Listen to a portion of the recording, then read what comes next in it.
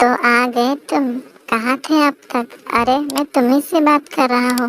ये कहानी बहुत ही अच्छी बनाई है, मेरा विश्वास करो और इस वीडियो को पूरा देखो। मैं आखिर में तुमसे फिर मिलूंगा। सदाशिव कुछ जरूरी काम से शहर से बाहर जा रहा था। वो सुबह का समय था। तभी सदाशिव को कचरे के ढेर में एक बच्चा दिखाई देता है।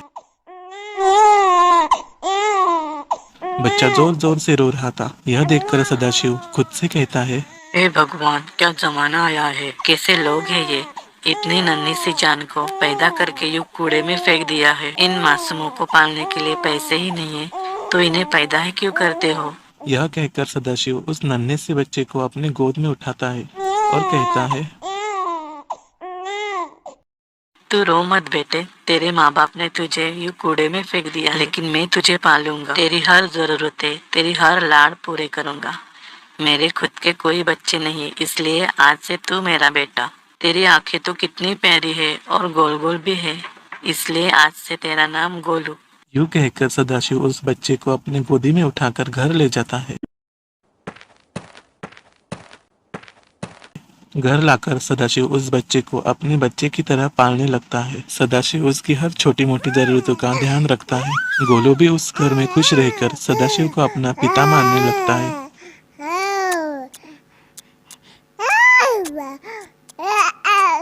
यूं ही देखते देखते 6 साल बीत जाते हैं। गोलू भी अब बड़ा हो गया था, लेकिन सदाशिव अब पहले जैसा नहीं रहा था। वो गोलू से घर का सारा काम करवाता था। गोलू भी घर के सारे काम चुपचाप बिना कुछ कहे करता था।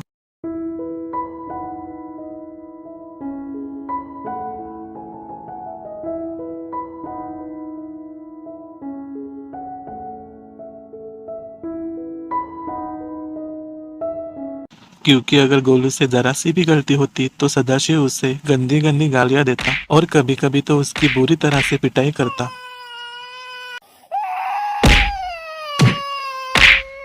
दरअसल बात ये हुई थी कि जब गांव वालों को पता चला कि सदाशिव एक गरीब बच्चे को पाल रहा था, तो गांव के लोग उस पर हंसने लगे और कहने लगे, इसके खुद के बच्चे नहीं है, इसलिए ये रास्ते के भिखारी को पाल रहा है। इसमें इतने भी हिम्मत नहीं है कि खुद के बच्चे पैदा कर सके। यूं कहकर गांव वाले उस पर हंसते थे। इसी बात का सदाशिव के सोच पर बहुत ही गहरा असर पड़ा था। तब से वो गोलू के साथ बहुत ही बुरा, जानवरों जैसा बर्ताव करता था। गोलू को कभी अपने बेटे जैसा नहीं मानता था। वो खुद महंगा और स्वादिष्ट खाना खाता था, लेकिन गोलू को एक दिन पुराना बासी खाना खाने को देता था। कभी कभी तो उसे भूखा भी रखता था।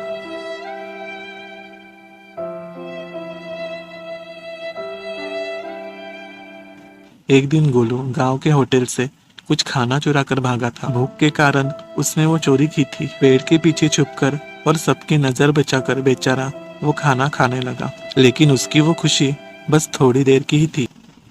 उस होटल का मालिक सदाशिव के पास आया और उसने सदाशिव को सारी बातें बता दी। सदाशिव आग बबूला हुआ।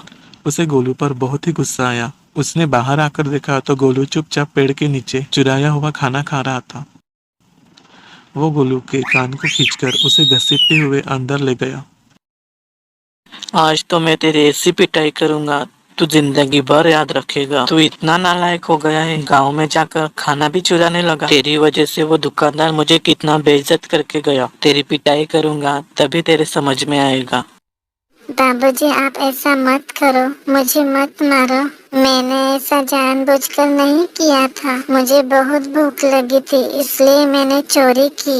आप जो मुझे खाना देते हो वो बहुत ही गंदा होता है। उसमें से तो बहुत ही गंदी बू आती है। वो खाना खाते वक्त मुझे उल्टी आती है। खाना खाने के बाद मेरे पेट में बहुत दर्द होता है। मैं रात भर नहीं सोता, इसलिए बस एक दिन ही सही मैं अच्छा खाना खाना चाहता था। मुझे मत मारो चाचा, मैं आपके हाथ जोड़ता हूँ, आपके पाँव भी पड़ता हूँ चाचा, मुझे मत मारो। क्या कहा तूने? चाचा? बाप से सीधा चाचा बनाया मुझे। इससे मेरा गुस्सा और भी बढ़ गया है। नालायक, इसी दिन के लिए तुझे पाल पोस कर इतना बड़ा किया था। चाचा, मुझे गांव वालों ने सारी बातें बताई है। आपने मुझे कूड़े में से उठाकर इस घर में लाया था। मैं अनाथ हूँ, मैं आपका असली बेटा नहीं हूँ। इसलिए आप मेरे साथ जानवरों जैसा बर्ताव करते हैं। मैं आपसे फिर माफी मांगता हूँ चाचा। आज मुझे छोड़ दीजिए, आज मुझे मत मारो। मैं पहले से ही बीमार महसूस कर रहा हूँ। लेकिन सदाशिव ने उसकी एक भी नहीं सुनी। उसने छड़ी से गोलू की पिटाई करना शुरू कर दिया।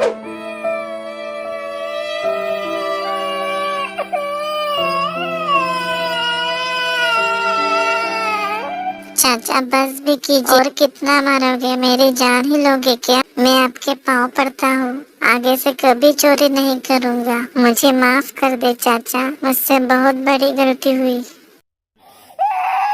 गोलू जोर जोर से रोने लगा, लेकिन सदाशिव जरा भी नहीं पिघला।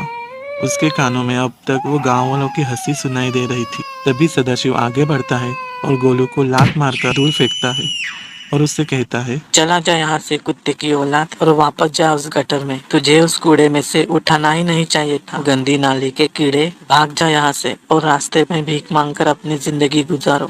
अगर इस घर के आसपास भी दिखे तो तेरी टांगे तोड़कर तेरे हाथ में दूंगा, कुत्ते की औलाद। तब से गोलू रास्ते पर भीख मांगकर अपने 2 वक्त की रोटी का इंतजाम करता है।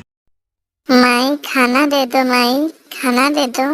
अगर आप मुझे खाना दोगे तो भगवान आपका भी भला करेगा। बाबूजी, अनाथ बच्चे पर तरस खाओ, कुछ खाने को दे दो।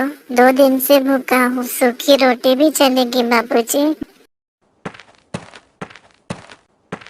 और जहाँ पर उसे सदाशिव ने उठाया था, वहीं पर जाकर वो चुपचाप खाना खाता है।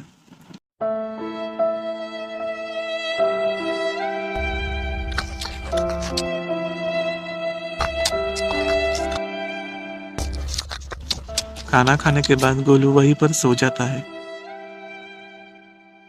गांव वालों के कारण एक बाप और बेटे को यूं अलग होना पड़ा। उस वक्त गांव वालों ने अगर सदाशिव की भावनाओं को समझा होता तो आज यूं मासूम बच्चे को लावारिस नहीं होना पड़ता। गांव वालों की एक गलती की वजह से गोलू को सारा जीवन यूं भिखारी बनकर जीना पड़ेगा। अगर आपको हमारी वीडियो अच्छी लगी हो तो चैनल को सब्सक्राइब करके बेल नोटिफिकेशन ऑन कर दो। हमारे जीवन के सुख दुख की और कहानियाँ देखने के लिए यहाँ क्लिक करें। तो जाते जाते वीडियो को लाइक करें।